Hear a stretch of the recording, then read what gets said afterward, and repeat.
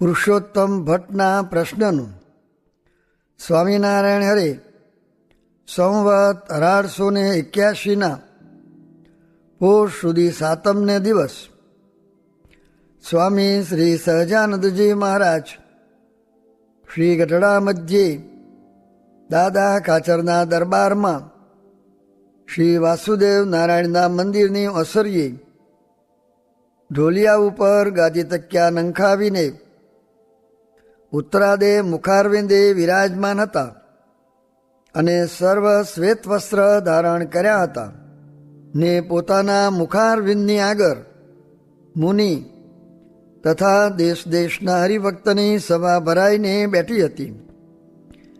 પછી સ્વયં પ્રકાશાનંદ સ્વામીએ પ્રશ્ન પૂછ્યો છે, હે મહારાજ, ભગવાનના જે અવતાર છે તે સર્વે સરખા જ છે કે તેમાં અધિક ન્યૂન ભાવ છે? પછી શ્રીજી મહારાજ બોલ્યા છે, અમે વ્યાસજીના કરેલા જે સર્વે ગ્રંથ તે સાંભળ્યા ને પછી પૂર્વા પર વિચારીને જોયું ત્યારે તેમાંથી અમને એમ સમજાયું છે જે મત્સ્ય, કચ્છ, વરાહ, નૃસિંહાદિક જે ભગવાનના અવતાર છે તે સર્વે અવતારના અવતારી તે શ્રી કૃષ્ણ ભગવાન છે, પણ બીજા અવતારની પેઠે શ્રી કૃષ્ણ ભગવાન તે અવતાર નથી, તે તો અવતારી જ છે. એવા જે શ્રી કૃષ્ણ ભગવાન તે આપણા ઈષ્ટદેવ છે અને તે શ્રી કૃષ્ણ ભગવાનના ચરિત્ર શ્રીમદ ભાગવત પુરાણના 10મા સ્કંદને વિશે સંપૂર્ણ કયા છે. માટે આપણા ઉદ્ધવ સંપ્રદાયને વિશે અમે 10મ સ્કંદને અતિશય પ્રમાણ કર્યો છે અને બીજા જે સર્વ અવતાર તે પણ શ્રી કૃષ્ણ ભગવાનના જ છે. માટે એ અવતાર ને એ અવતારના પ્રતિપાદન કરનારા જે ગ્રંથ તે સર્વેને આપણે માનવા, પણ વિશેષ કરીને તો શ્રી કૃષ્ણ ભગવાન ને તેના પ્રતિપાદન કરનારા જે ગ્રંથ તેને જ માનવા. પછી પુરુષોત્તમ ભટ્ટે પ્રશ્ન પૂછ્યો છે, ભગવાન જીવના કલ્યાણને અર્થે આ જગતને સૃજે છે તે વિશ્વ ન રચ્યું હોય ને માયાના ઉદરમાં જીવ હોય તેનું ભગવાન કલ્યાણ કરે તો શું ન થાય? જે આટલો વિશ્વ સૃજવાનો ભગવાન દાખલો કરે છે એ પ્રશ્ન છે. પછી શ્રીજી મહારાજ બોલ્યા છે, ભગવાન શ્રી કૃષ્ણ પુરુષોત્તમ છે તે તો રાજા ધીરાજ છે અને અખંડ મૂર્તિ છે અને પોતાનું અક્ષરધામરૂપી જે તખત તેને વિશે સદા વિરાજમાન છે અને તે અક્ષરધામને આશ્રિત અનંત કોટી બ્રહ્માંડ રહ્યા છે.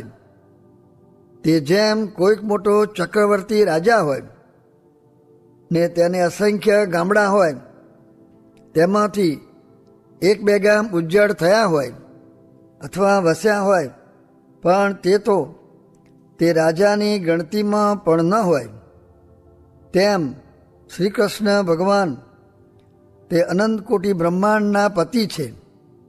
તે બ્રહ્માંડોનો કોઈ એક સામટો પ્રલય થતો નથી અને તેમાંથી એકાદા બ્રહ્માંડનો પ્રલય થાય તે તો ભગવાનની ગણતીમાં પણ નથી. અને તે શ્રી કૃષ્ણ ભગવાનનો દેવકીજી થકી જે જન્મ તે તો કથન માત્ર છે અને એ શ્રી કૃષ્ણ તો સદા અજન્મા છે અને તે શ્રી કૃષ્ણ ભગવાનનું જે અક્ષરધામ છે તે વ્યતિરેકપણે તો પ્રકૃતિ પુરુષ સખી પર છે અને અન્વયપણે કરીને તો સર્વે ઠેકાણે છે. જેમ આકાશ છે તે અન્વયપણે કરીને તો સર્વત્ર છે અને વ્યતિરેકપણે તો 4 ભૂત થકી પર છે, તેમજ શ્રી કૃષ્ણ ભગવાનનું અક્ષરધામ છે.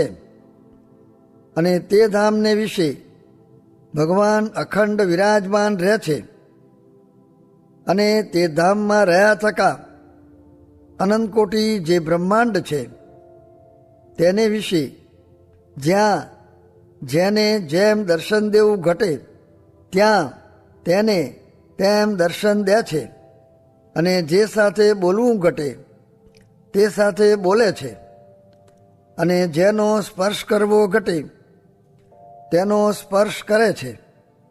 જેમ કોઈક સિદ્ધ પુરુષ હોય તે એક ઠેકાણે બેઠો થકો હજારો ગાઉ દેખે અને હજારો ગાઉની વાર્તાને સાંભળે, તેમ ભગવાન પોતાના અક્ષરધામમાં રહ્યા થકા અનંતકોટી બ્રહ્માંડને વિશે જ્યાં જેમ જણાવવું ઘટે ત્યાં તેમ જણાય છે અને પોતે તો સદા પોતાના અક્ષરધામમાં જ છે અને એક ઠેકાણે રહ્યા થકા જે અનંત ઠેકાણે જણાય છે તે તો પોતાની યોગ કરા છે. જેમ રાસ મંડળને વિશે જેટલી ગોપીઓ તેટલા જ પોતે થયા, માટે એક ઠેકાણે રહ્યા થકા જે અનંત ઠેકાણે દેખાવું એ જ ભગવાનનું યોગ કરાય કરીને વ્યાપકપણું છે, પણ આકાશની પેઠે અરૂપપણે કરીને વ્યાપક નથી. અને જે ભગવાનની યોગ માયાએ કરી 50 કરોડ યોજન જે પૃથ્વીનું મંડળ છે તે પ્રલયકાળને વિશે પરમાણુરૂપ થઈ જાય છે અને તે પૃથ્વી પાછી સૃષ્ટિકાળને વિશે પરમાણુમાંથી 50 કરોડ યોજન થાય છે અને ચોમાસું આવે છે ત્યારે ગાજવીજ અને મેઘની ઘટા થઈ આવે છે. એ આદિક સર્વે આશ્ચર્ય તે ભગવાનની યોગમાએ કરીને થાય છે. એવા જે શ્રી કૃષ્ણ ભગવાન તે મુમુક્ષુને સર્વ પ્રકારે ભજન કરવા યોગ્ય છે. શા માટે જે બીજા અવતારને વિશે તો 1 કે 2 કરાનો પ્રકાશ હોય છે અને શ્રી કૃષ્ણ ભગવાનને વિશે તો સર્વ કરાઓ છે. માટે એ શ્રી કૃષ્ણ ભગવાન તો રસિક પણ છે ને ત્યાગી પણ છે ને જ્ઞાની પણ છે ને રાજાધિરાજ પણ છે ને કાયર પણ છે અને શૂરવીર પણ છે ને અતિશય કૃપારૂ પણ છે ને યોગ કરાને વિશે પ્રવીણ છે અને અતિશય બરિયા પણ છે ને અતિશય છરિયા પણ છે. માટે સર્વે કરાએ સંપન્ન તો એક શ્રી કૃષ્ણ ભગવાન જ છે અને તે શ્રી કૃષ્ણ ભગવાનનું જે અક્ષરધામ તેને આશ્રિત જે અનંતકોટી બ્રહ્માંડ તે પણ સદાય રહે છે. તેમાંથી જે બ્રહ્માંડની 100 વર્ષની આવરદા પૂરી થાય તે બ્રહ્માંડનો નાશ થાય. તેણે કરીને કાંઈ સર્વે બ્રહ્માંડનો નાશ થતો નથી. માટે પ્રલયકાળમાં શા સારું કલ્યાણ કરવું જોઈએ? સર્વે બ્રહ્માંડ વસે જ છે તો એવી રીતે એ પ્રશ્નનું સમાધાન છે. એવી રીતે પરોક્ષપણે પોતાના પુરુષોત્તમપણાની વાર્તા શ્રીજી મહારાજે કરી. તેને સાંભળીને સર્વે હરિભક્ત એમ જાણતા હવાજે એ જ જે શ્રી કૃષ્ણ પુરુષોત્તમ તે જ આ ભક્તિ ધર્મના પુત્ર શ્રીજી મહારાજ છે. ઇતિ વચનામૃતમ એવી રીતે ગઢડા મધ્ય પ્રકરણનું 64મું વચનામૃત જે તે થયું. સ્વામિનારાયણે સ્વામીએ વાત કરી છે ભગવાન જ્યારે પૃથ્વી ઉપર આવે ત્યારે રાજસી, તામસી, સાત્વિક અને અધમ તેનો ઉદ્ધાર કરી નાખે છે, કાંઈ મેળ રહે નહીં. સ્વામિનારાયણ હરે સ્વામીએ વાત કરી છે હવે તો ગ્રહસ્થ ઘરમાં બંધાશે ને ત્યાગી ક્રિયામાં બંધાશે ને કામી હોય તે જેમ સ્ત્રીને જોયા કરે છે તેમ ભગવાન તો જીવ સામું જોઈ રહ્યા છે. જે મુને કોઈ સંભાળે છે પણ જીવ એવો અવળો છે જે બીજા પદાર્થ સામું જુએ પણ ભગવાન સામું ન જુએ. સ્વામિનારાયણ હરે સ્વામીએ વાત કરી છે જીવ બીજે ક્યાંય અટકતો નથી. મહારાજને પુરુષોત્તમ કહેવા તેમાં અટકે છે. પછી રઘુવીરજી મહારાજે પ્રશ્ન પૂછ્યો છે મહારાજના ચરિત્ર દીઠા સાંભળ્યા હોય તોય કહેતા લખતા અટકે છે કેમ? પછી સ્વામી બોલ્યા છે, એક ઘોડાનો સ્વપ્નમાં પગ ભાગ્યો. તે જ્યારે જાગ્યો ત્યારે તોડીને ઊભો, પણ પગ માંડે નહીં. પછી વૈદ્યને દેખાડ્યો ત્યારે વૈદ્યે કહ્યું છે, આ ઘોડાનો પગ ભાંગ્યો નથી ને કાંઈ માદો થયો નથી, એને તો સ્વપ્ન થયું છે, તે પગ તોડીને ઊભો છે. ત્યારે પૂછ્યું છે, એનું કેમ કરવું? ત્યારે એણે કહ્યું છે, બસે ઘોડા સાબદા કરો ને તોપુના ને બંદૂકોના ભડાકા કરવા માંડો, એટલે ચમકશે ત્યારે સ્વપ્ન થયું છે તે મૂકી દેશે. તેમ એને શાસ્ત્રના શબ્દની ભ્રાંતિ પડી છે, તે આમને આમ નિરંતર ધડાકા ને પડકારા કરશું તો મૂકી દેશે. એટલી વાત કરી પછી રઘુવીરજી મહારાજ ગાદી ઉપર ચંપાના 3 ફૂલ મૂકીને બોલ્યા છે, કેટલાક તો આ ફૂલ સુધી પૂગે છે ને કેટલાક તો આ ફૂલ સુધી પૂગે છે, પણ આ ફૂલ સુધી તો કોઈ પૂગતા જ નથી. એમ મર્મમાં વાત કરી. પછી સ્વામીએ 3જું ફૂલ હતું તે અચિંત્યાનંદ બ્રહ્મચારીને દીધું. પછી રઘુવીરજી મહારાજે કહ્યું છે, સ્વામી પારસાવ્યા કે? એમ કહીને જમવા પધાર્યા. સ્વામિનારાયણ હરે. સ્વામીએ વાત કરી છે, ભગવાનના મનુષ્ય ભાવમાં મોહ થયાની ઘણી જ વાત કરી, પણ ભગવાનમાં તો મનુષ્ય ભાવ કહેવાય જ નહીં. ને આપણે જેમ દેહ ને જીવ જુદા છે તેમ ભગવાનમાં કહેવાય નહીં. સ્વામિનારાયણ હરે. સ્વામીએ વાત કરી છે, ઘણા જીવને મોક્ષને માર્ગે ચડાવવા છે, તેથી નિયમ ધર્મની વાત ઘણી થાય ને મહાત્મ્યની વાત થાય નહીં. મહારાજે મહાત્મ્યની વાતો ઘણી કરી એટલે કુપાત્ર જીવે ધર્મ મૂકી દીધા. તેથી મહારાજે પોતાને હાથે મહાત્મ્યની વાતો ઉપર લીટા મૂક્યા.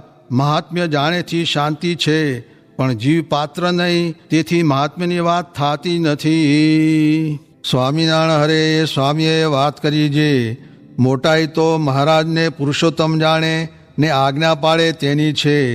પ્રગટ હોય ત્યારે સર્વે આજ્ઞા પાડે, પણ છેટે ગયા પછી પછવાડેથી આજ્ઞા બરાબર પાડે તે ખરા.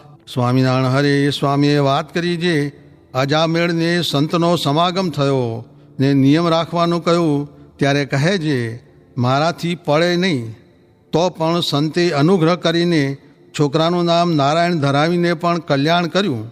માટે ભગવાન મળ્યા છે તેથી કાંઈ કરવું રહ્યું નથી. સ્વામિનારાયણ હરે. સ્વામીએ વાત કરી છે, આવી વાત પોતાને મનમાં જાણી રાખવી તે કહેવી જ નહીં, પણ બહુ આગ્રહ હોય તેને કહેવી ને અલ્પવચના થાવું. ને આ દેખાય છે એવી ને એવી મૂર્તિ અક્ષરધામમાં છે, લગારે ફેર નથી, એમાં તેજ વધારે દેખાડે છે એટલો જ ફેર છે. આ દેખાય છે એ જ મૂર્તિ અક્ષરધામમાં છે એમ સમજવામાં કાચપ એટલી કાચપ છે. માટે દિવ્ય ભાવ મનુષ્ય ભાવ એક સમજવો એટલે થઈ રહ્યું, બીજું તો એની પછવાડે આફુડું સમજાશે.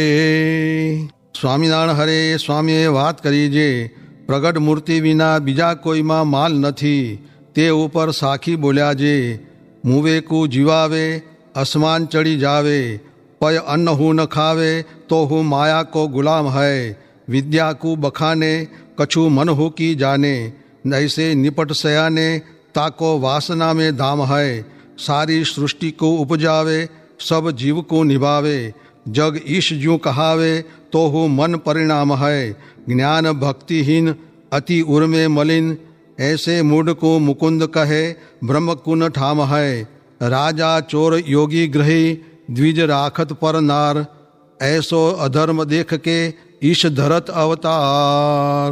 સ્વામિનારાયણ હરે. સ્વામીએ વાત કરી છે, જેવા ભગવાન અક્ષરધામમાં છે તેવા જ અહીં આવીને બેઠા હોય ને પછી તે મનુષ્ય ચરિત્ર કરે ત્યારે ભાવ ફરી જાય, પણ તે ભાવ ફરવા દેવો નહીં. જુઓ ને, સુંદરજી સુથારની દીકરી મોટી થઈ એટલે એના ભાઈને કહે, આને મહારાજને પરણાવશું?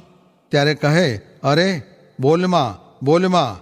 ત્યારે ઓલ્યો કહે, કાં સુથારથી તો આ ભગવાન છે ના. એમ ભક્તમાં ભેદ છે, નિકર ભગવાન તો બેઉ જાણતા હતા. અરે આપણે પણ જો કોકની બેન દીકરીને ભગવાન લઈ જાય તો નિશ્ચય ન રહે એવી હજારો વાતો છે. કેટલીક કહીએ એવે સમયે ધીરજ રહે ને જાણે જે બહુ લીલા કરી તે ખરો.